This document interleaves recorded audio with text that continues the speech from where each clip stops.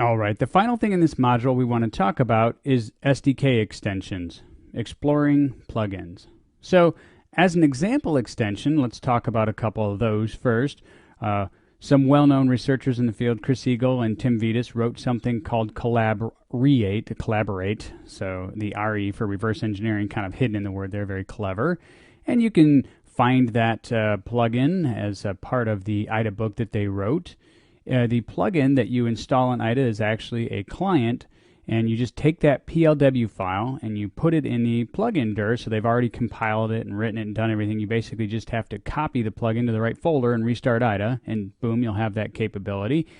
The only catch is, of course, it has to be compiled for the exact version of IDA that you have, otherwise you'll have to recompile it. And there's a server portion of this Collaborate functionality, and basically what it allows you to do is work with a number of different reverse engineers so that you can all be reversing on the same IDB, which is not something that IDA normally provides for you. So you can see how powerful these plugins can be. They can allow you to create whole new capabilities with IDA Pro. And so the commands are intercepted as they occur and are sent to the server, and that way the server can keep everybody's IDA database in sync with each other. The server caches and distributes those commands, and of course it has things like authentication and project management. It's quite an interesting plugin. I encourage you to check it out. The other most useful and well-known plugin for IDA Pro is the Hexraze decompiler. So instead of just having assembly as we normally see, so step one in the picture you see you just normally start with bytes, and then step two is what IDA Pro gives you. It gives you the assembly view.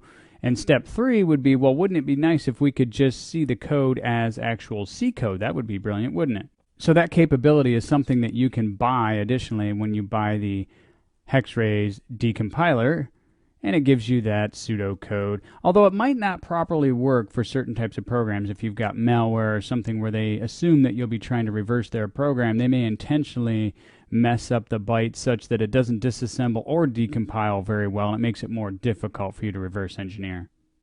So let's talk a little bit more about the IDA SDK. It's required to build full extensions, and they're written in C++, and you end up with a DLL or shared object in Unix.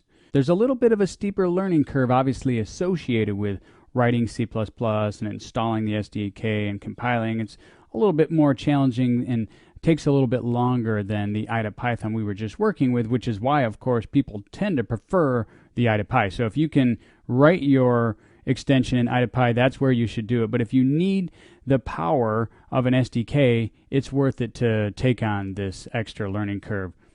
There's three types of extensions that can be created. There's the plugin to extend IDA's functionality, as we saw with the decompiler and Collaborate. There's processor modules, which allow you to understand new instruction sets. And there's file loaders, which allow you to understand and interpret new types of file formats. So when you purchase the full version of IDA Pro, you've provided a download link, and you need to download the SDK that corresponds with your version of IDA. And then you unzip it and install it, and the SDK is laid out like this. You have a library directories that contains the IDA libs for building plugins, loaders, modules. You have the bin directory that contains the compiled plugins. The include directory contains the header files. The LDR directory contains sample loaders for file formats. The module directory contains sample processor modules, and the plugins directory contains sample plugins. And of course, there's a whole architecture associated with writing a plugin, and we're certainly not going to go over all of it now. I'm just going to give you a high level and then point you to some additional resources to go and learn more.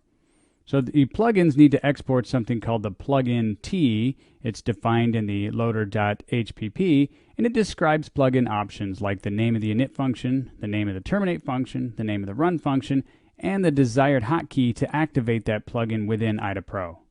So if you want to learn more and find all of the documentation and how to write a IDA plugin, you can just Google for how to write IDA plugins or how to use the IDA SDK, and you'll find references like this one on OpenRCE.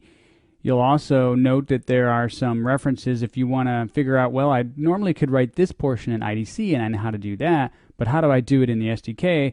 There's a number of references that you can find, including Chris Eagle's book, and some references online for that.